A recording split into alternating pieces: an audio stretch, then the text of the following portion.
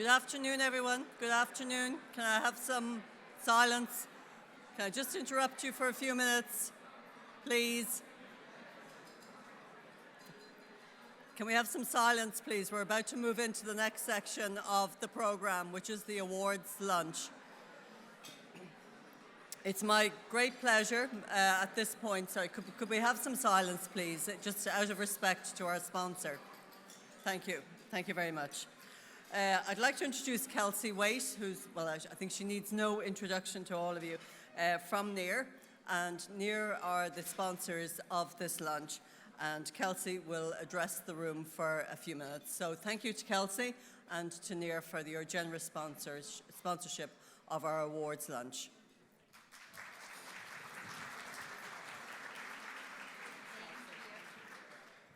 Thank you so much. If I were a clicker, where would I be? Where? Thank you. Like Sheila said, I am Kelsey Waite, and I am here with NEAR, and so happy to be here. I have been to like every marketing outlook forum that we've had in person and digital since I started in the industry. It's one of my favorites, so welcome to the new people. I hope this really brings you into the industry and that we are making you feel welcome. I just want to talk a few minutes a little bit about NEAR. We've been hearing a lot about, can I have my slides show up, please?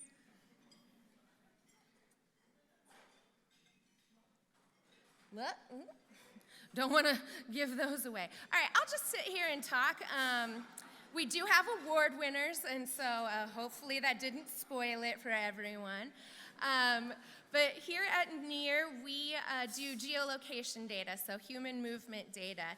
And this week, we've been hearing a lot about segmenting out your visitor types and how do I reach visitors and potential visitors that I want to come to my market. And I've been hearing a lot lately about, well, my ideal traveler, and that is different for literally every different destination. And so one thing that NEAR can help with is coming up with what your ideal visitor looks like. Do you think I can use my slides now? I don't think so. All right, well, I'll continue to talk. So I had some slides because I didn't want to just talk about me and NEAR. I wanted to share some actual insights that we've been finding.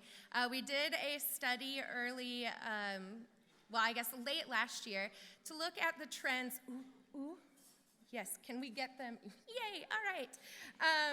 Sorry for all of my small talk, I apologize. But for NEAR, what we do is we collect the geolocation data based off of GPS signals from different apps. And we are always privacy first, as are all of the other geolocation companies in the room. So we want to make sure that everyone knows if I see information, it's not going to be like, hey, that's Kelsey. I know she's from Indianapolis, and now she's in Houston. It's just, we saw this device from Indianapolis here in Houston. And some of the types of apps that we look at are travel apps. So I'm one of those people that hates going to the front desk because I'm in my Ricky Bobby t-shirt and my sweatpants. So I want to be able to just go straight to my room. So I do the mobile check-in. And that's just one example of an app that you have to have your GPS location on for it to even work. And so some other examples are like the Weather Channel, and then there are lots of apps that people opt in for their geolocation tracking if you don't even think about like Words with Friends. That's something if you're trying to play against someone local, it will ask you for your GPS and match you with someone local. So, yay, here are the trends that I wanted to tell you about. So we are just looking at the recovery period from pre-pandemic, during pandemic, and now what people call post-pandemic. And I loved earlier today, someone was mentioning, I think it was actually yesterday, where it's like, this is not the new normal. We're going back to what the normal was before. So things that people were doing during the pandemic are not the long-term situations, which is why we have seen some of those layoffs in the tech industry. So it does really, really roll over into tourism. So the 3 trends that we found were, it's a long and winding road to recovery, but people are staying longer and they are traveling slower. So they're going from one destination to another, not in just one day to the next, but spending more time in each location. And then international travel is coming back, which I hope everyone has been seeing that in their destination. So with our study, we focused on 5 different locations. We wanted to get a variety of destinations in terms of what is the big driver. Is it a rural destination? Is it a major city? Is it a place where a lot of international travel comes through before they spread out throughout the rest of the US? So we did see in 2020 the very large numbers of declines. Obviously, Maui couldn't really get there. Like Jen said, you have one option to get into Hawaii, and if you can't fly there, the numbers go down. But we are seeing those increases year over year. So 2022 was a lot more positive in terms of increases in travel. When talking about the length of stay, we really saw an increase in New York. So the length of stay grew from the percentage of visitors staying 1 week or more increased about 49% compared to 2019. Grand Canyon grew about 29%, so we are really seeing those increases of people staying longer and enjoying the destination. With NEAR, we do have international data, so we see 1.6 billion devices every month, and there's only 300 million people in the US, so you can see that we are collecting data from the rest of the world, I'll say except maybe China, for obvious reasons. And so the international visitation versus 2019, when we look at 2022, has definitely increased. And here are some of the major incoming markets when we were thinking about Maui, New York City, Grand Canyon, Napa. So we are still seeing a decline compared to 2019 for visitors from Canada, but it is much less of a decline than visitation from locations like Brazil and Mexico. I think if we probably looked at more southern cities or states, we would see that Mexico number not be nearly as low as it is here. So how can geolocation be used in tourism marketing? So it's helpful for market planning, traveler insights, so things on your day-to-day basis, stuff that your stakeholders really care about.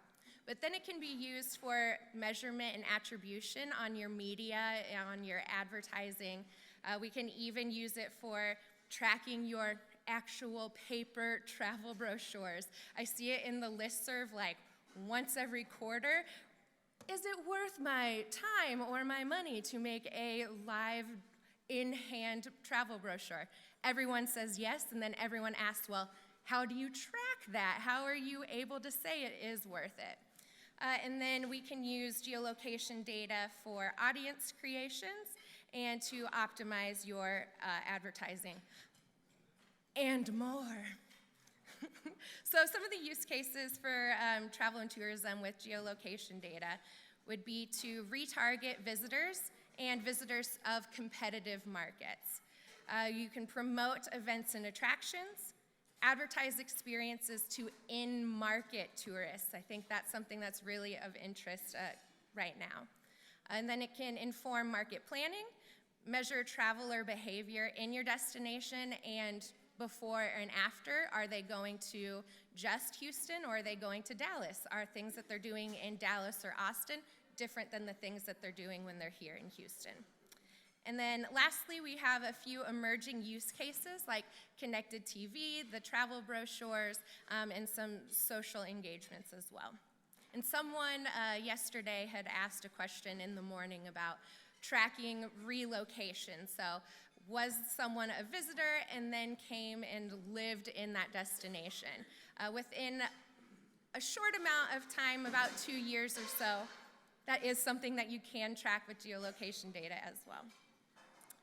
So our first example is retargeting previous visitors or visitors to competitive markets. So our example that we shared is, how could Wyoming target visitors that are going to Montana? We looked and saw what some of the top states were of visitors to Montana, and we realized it was Washington, Oregon, and California. We're able to see how they are tracking and getting into Montana. So why would we want those visitors? Well, they are spending money. They're spending a lot of time. Their length of stay is very long in Montana. So Wyoming would want those visitors as well. So what we're able to do is we can create an audience based off of those people who have been traveling to Montana, have been on the Montana website, go to things that are related to the great wide spaces outdoors, and we can serve them ads on TV, on their desktops, and on their mobile phones. And the most important thing is being able to say, yes, they saw the ad. This was one of your audiences that you served with this custom content. But then we're also able to say, we saw them at this airport, we saw them taking this long trip up to Wyoming, and I can say, they saw the content and they came. What was that booking window? And how long did they stay when they were here? Another example is, again, promoting events and attractions. I know there are several in the room that we have worked on this with, so being able to, again, create that audience. I want to see people who have been to Lollapalooza and have been to, I don't know, name a music festival. Yes, all of those, yes. So we can look at people who have been to all of those and create content specific to it. Like, I know you like music festivals. Have you thought about ours? And so creating audiences, and we can do this for sporting events too. One great example that we had was Elkhart County. They wanted to steal some visitors from South Bend. So they are very close to Notre Dame. They had a lot of home games that were basically from Drive Markets, were the away team.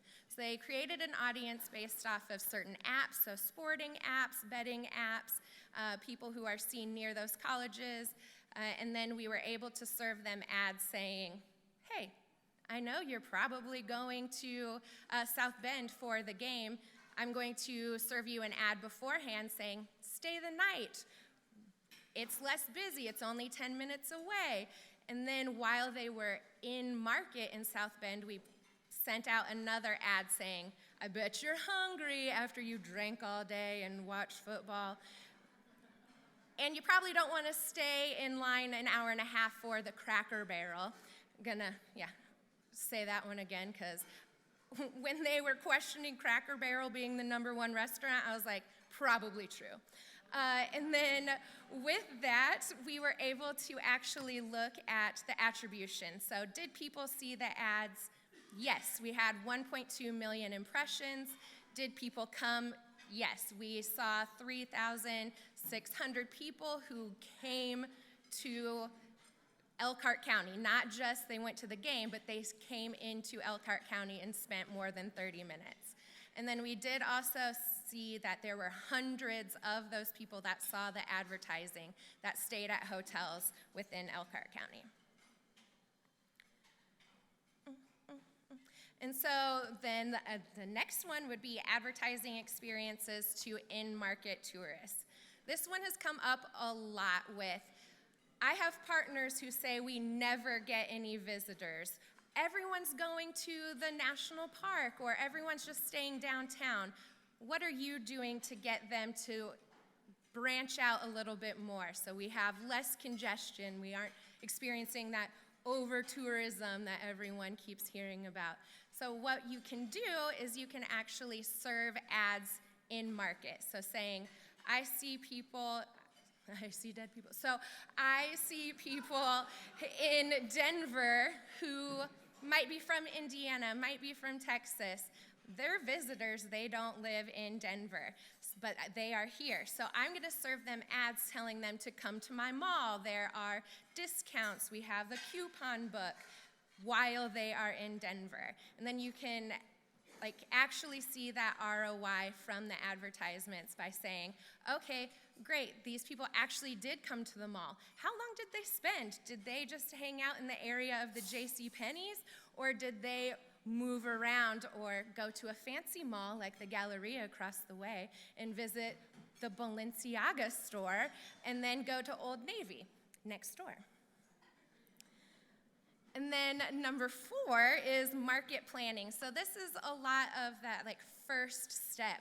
What are tourists doing when they come to my market? Where are places that I should start marketing more, or what places are getting a lot more local residents instead of tourists, which again, we have seen lots and lots of times.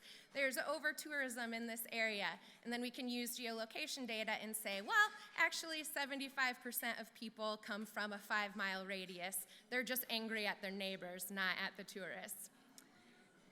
And one really great thing too is, what are their length of stay? Where are they coming from? Being able to find your top target markets and place advertising to them, instead of just throwing money in the wind and saying, I hope the right traveler comes to my destination. Being able to say, these are the things that people are interested in, these are where they're coming from, how do I find them and serve them ads? So another way to do it, again, is measuring that traveler behavior. So we did an internal study for the Las Vegas Convention Center. We used the time frame that had the Pizza Expo, which I would love to go to, and then some of the big car shows, some of the big tech shows as well.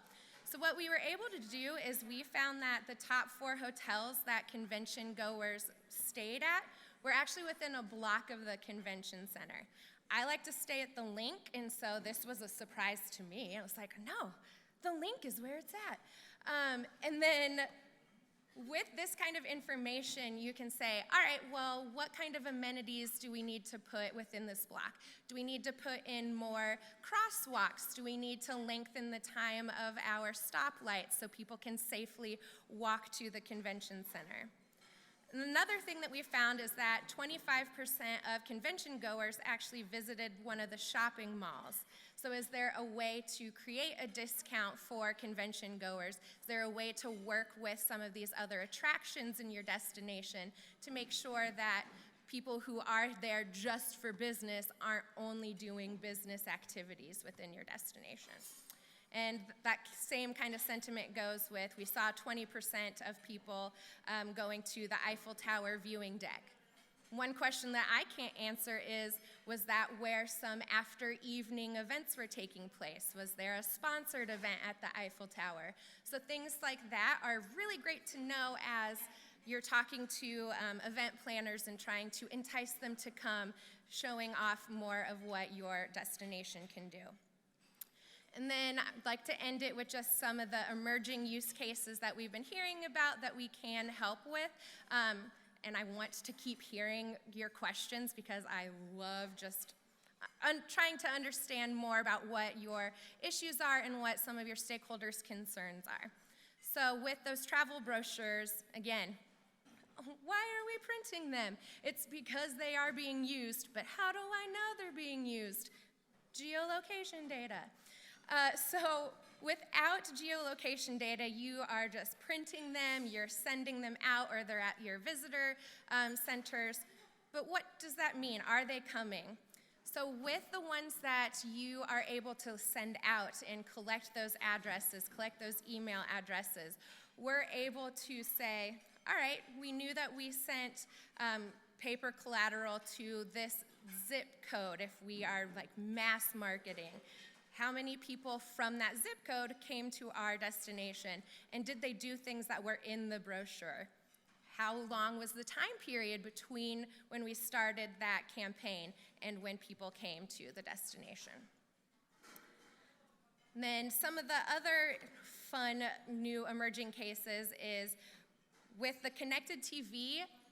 I don't do this because I will pay the extra amount to have 0 commercials, but there are people who they want the basic package. I'm sure there are a lot of people. I'm just very impatient. So with connected TV and streaming apps, we're able to do the same thing with mobile marketing and audience building. So being able to engage with those customers, and it's even better because they are watching TV. They can't just scroll past an ad. They're wanting that content already. And then the last emerging use case is everyone, I'm sure, is well aware of the limitations of advertising and creating audiences within social platforms. But with the geolocation data, we're able to create look-alike audiences or be able to geofence certain areas, have ads show only when someone is there. But the look-alike audiences are very important, and we can build those based off of the types of apps people use, where we're seeing them just in their day-to-day business. And of course, being able to then measure the impact of your ROI for ad spending.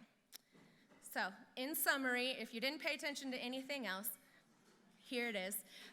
So you can use geolocation data or human movement data to better understand visitor behavior while they're in market, and then what they're doing at home, and are they going to other destinations. You can analyze trends. Are we seeing more people from Canada than we had 6 months ago? Did our winter campaign work better than our spring campaign? You can gain competitive intelligence. So we have a JW Marriott here at the Galleria. There's also one downtown. There's also one in Austin.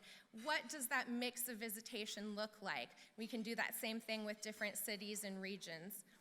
Then you can make smarter, more strategic decisions, optimize your advertising spend. So again, you're not just throwing money out there. You did all this work to create your audiences and create your personas. You want to make sure you can actually reach those people.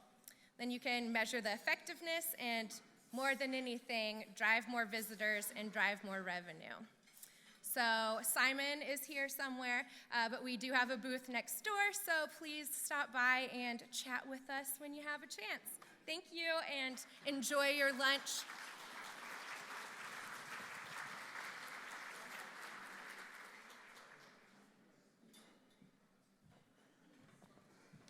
Thank you very much, Kelsey, and thank you again to Near for our lunch. It's my great pleasure now to introduce Marliese Taylor to you, well known to you also, Director of Research for Visit North Carolina, and also the Marketing Outlook Forum Awards Chair. So I'm going to hand over to Marliese at this stage.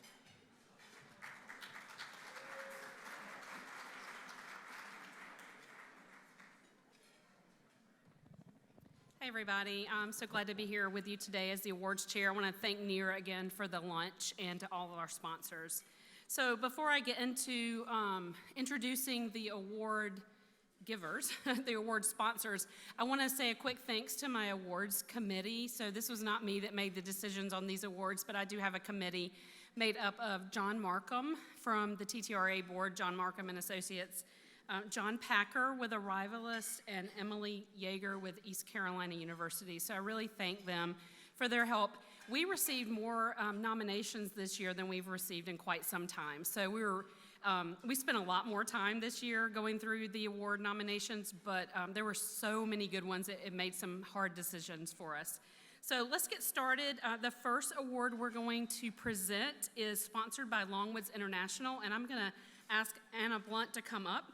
But this award is the John and Joan Markham Tourism Marketing Award. This award was established in honor of John and Joan Markham. John has provided more than 30 years of dedicated service to TTRA as the financial planner and the treasurer for the association. With his late wife Joan at his side, the two of them have served TTRA in a way that no others have over the years, and we are forever grateful for their service. So I'm happy to also say, to remind you that John does serve as a member of this committee, and so thankful for his participation. So I'm gonna let Anna come up and present this year's John and Joan Markham Tourism Marketing Award.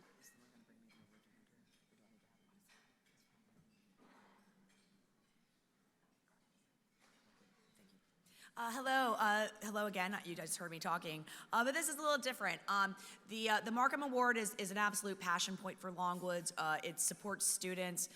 Longwoods is always here for the travel and tourism community, and as I always like to remind people on the board, just because they're in academia doesn't mean they're not going to be practitioners either. So having a really great quality of student and having just that support, and again, for the Markhams, a wonderful couple, and they've meant so much to Longwoods and to TTRA over the years. I am privileged. I will say that Whitney has done it again. We have another superstar from North Carolina State who has won this award, and I am privileged to invite her up. Hold on one second. Michaela, come on up.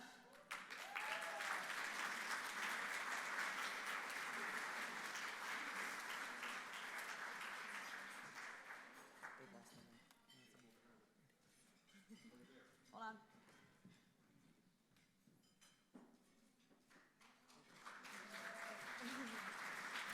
Michaela Nardino, unfortunately, Whitney cannot watch her star pupil win this award, but I'm sure she's going to thank her professor in this speech now. Thank you, everyone. Hi, everybody. Thank you so much. I'm really excited about this award. First, I wanted to thank John and Joan Markham for supporting students like me who are so passionate about joining the tourism industry. I also wanted to thank Longwoods International for sponsoring this award. And I want to thank all of you for being so inviting at my first conference. The Marketing Outlook Forum did a great job in challenging all the future conferences I'll go to because it's been so amazing. And I'd like to thank Whitney for everything she's done to support me and guide me in my undergraduate career. I owe her so much. Thank you, guys.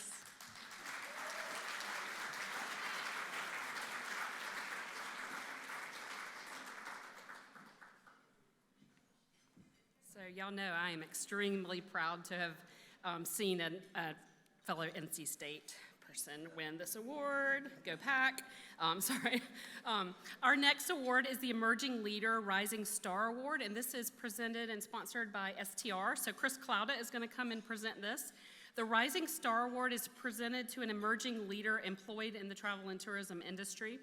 And TTRA wishes to recognize this person for their commitment to increasing her expertise in the industry, demonstrated leadership abilities, and outstanding accomplishments that have added value to travel and tourism. So Chris, if you'll come up.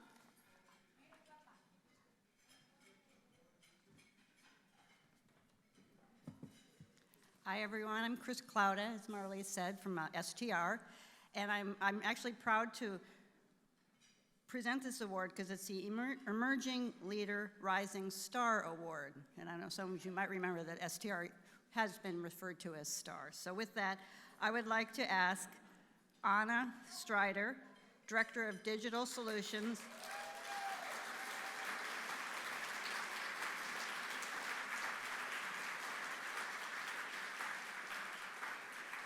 So Anna is Director of Digital Solutions Online Marketing for Visit Lake Charles, Louisiana. So let's hear it, Louisiana.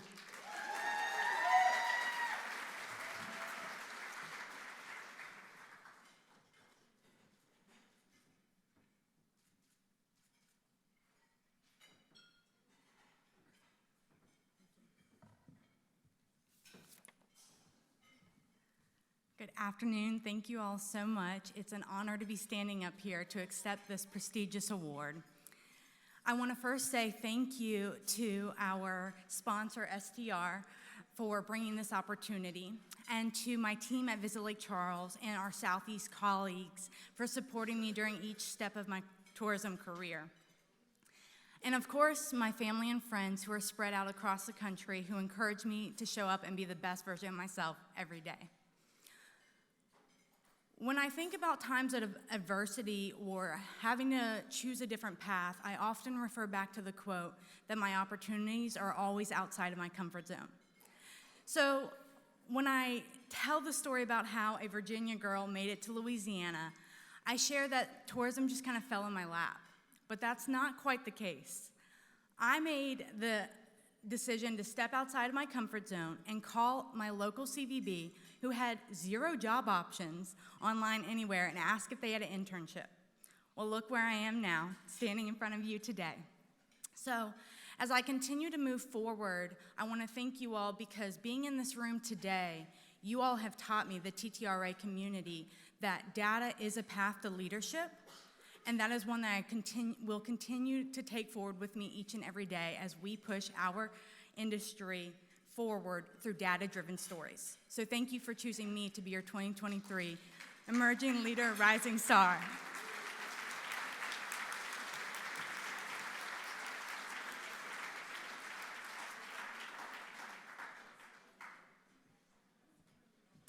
I might add that the Rising Star Award, you are nominated. There are no self-nominations. And the nomination that came in for Anna was astounding. The committee had no problem at all deciding for that award winner. Congratulations, Anna. So the next award is the J. Desmond Slattery Professional Marketing Award, and it's sponsored by YouGov. So Richard Price and Bernadette Marr will come and present that award. This marketing award is presented to the travel and tourism marketing professional who has made a significant contribution to travel and tourism marketing, either nationally or within their state or within their local destination. So let's invite Richard and Bernadette to provide this award.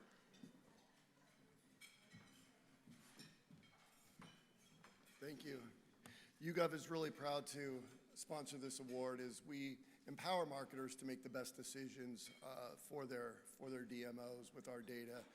And so today we're proud to present the award to Brian Hall, the Chief Marketing Officer for Explore St. Louis. Come on up.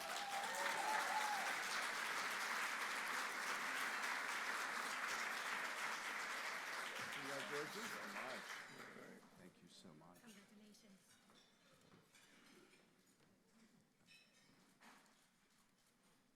Thank you.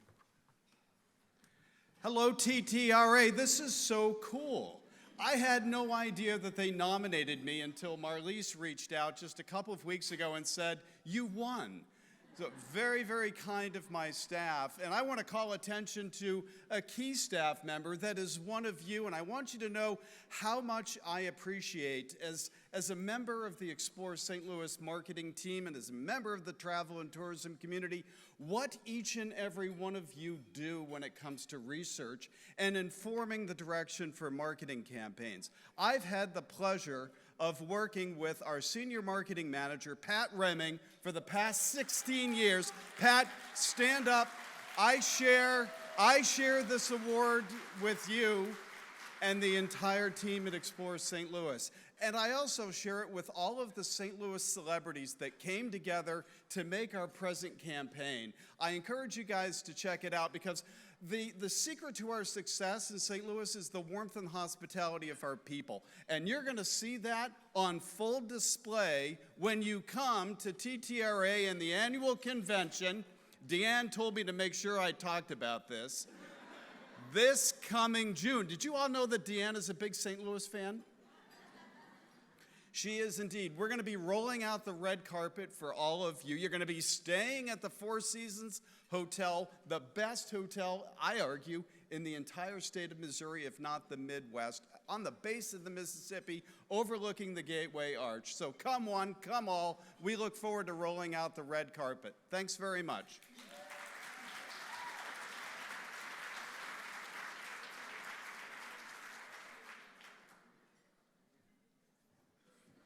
Congratulations, Brian, and I echo, that campaign was fantastic, and we so much enjoyed reading about it, and thank you to your nominator as well.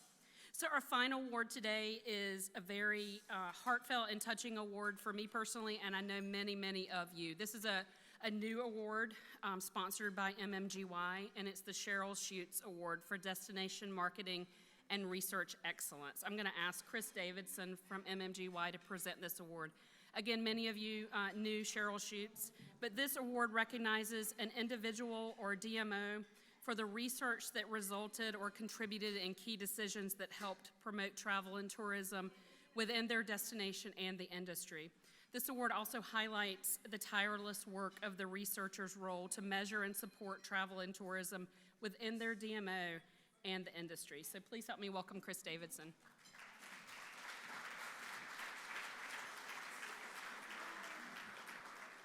I always have to bring these up for some reason.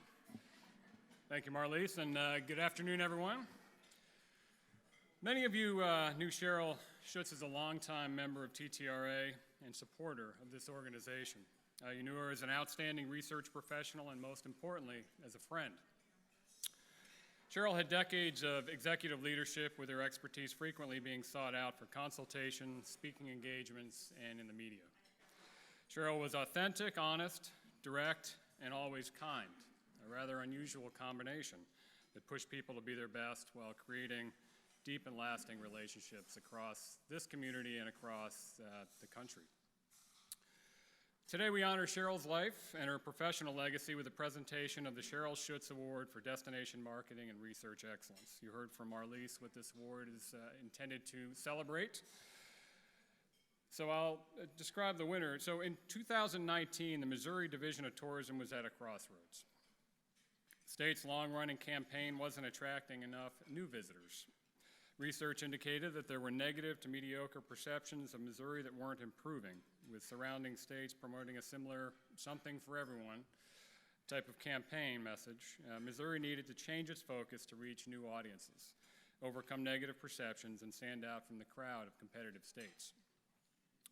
Deanne McKinney, Research Director for the Missouri Division of Tourism, led the design and implementation of extensive research, including the testing of numerous campaign ideas that ultimately inspired the development of the state's new advertising persona, Mo.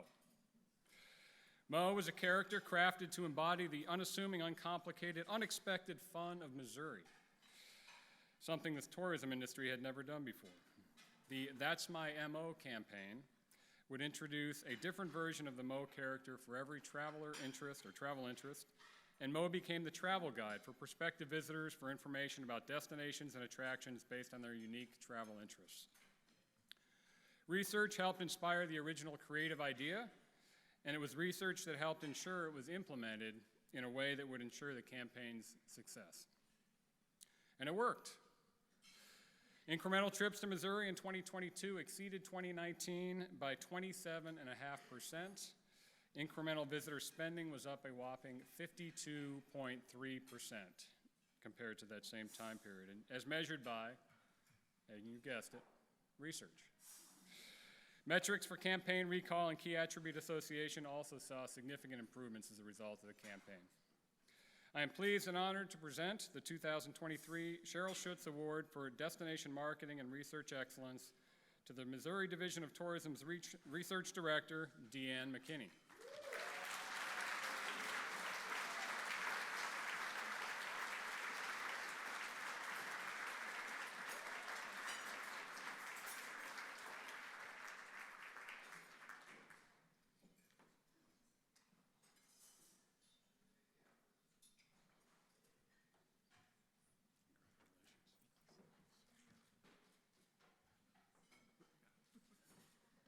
I have a cat for thousands with me.